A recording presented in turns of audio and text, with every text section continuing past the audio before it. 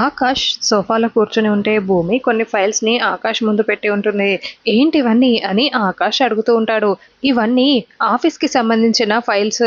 మీరు గగన్ బావల ఆఫీస్కి వెళ్ళాలంటే ముందు వీటన్నింటినీ స్టడీ చేయాలి. ముందు వీటిని చదివితేనే మీకు మొత్తం తెలుస్తుంది అని భూమి చెప్తూ ఉంటుంది.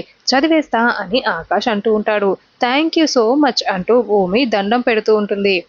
కానీ అని ఆకాష్ చెప్పడంతో, కానీ ఏంటి అని భూమి అడుగుతుంది. దానికి ముందు నేను ఒక పనిలో ఉన్నాను. ఆ పని ఫినిష్ చేయాలి. తర్వాతే ఇది మొదలు పెడతాను అని ఆకాష్ చెప్పడంతో, ఏంటా పని అని భూమి అంటుంది. ఆకాష్ ఆ పని ఏంటి అన్నది సైగ చేసి చూపిస్తూ ఉంటాడు. అమ్మో అని భూమి నోరు తెరిచి చాలా షాకింగ్గా వింటూ ఉంటుంది.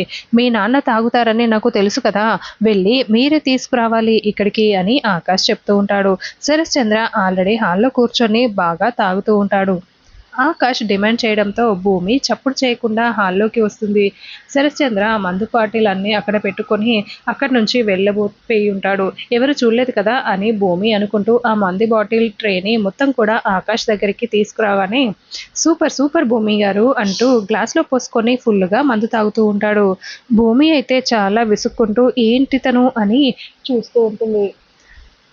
ఆకాష్ అలా మందు తాగుతూ ఉంటే నక్షత్ర, అపూర్వ ఇద్దరు కిటికీలో నుండి చూస్తూ ఉంటారు.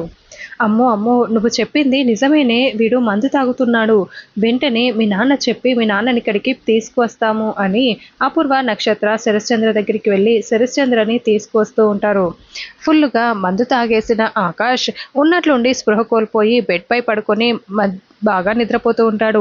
అయ్యో, ఇప్పుడేంటి ఇతను ఇలా పడిపోయాడు, ఇలా నిద్రపోతున్నాడేంటి అని భూమి తల పట్టుకుంటుంది. ఆకాష్ గారు లేవండి లేవండి అని భూమి లేపుతూ ఉంటుంది.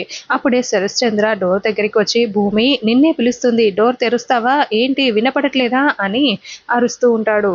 బాగా పిలువు బావా అని అపూర్వ, నక్షత్ర వెనకాలే నిలబడి చూస్తూ ఉంటారు.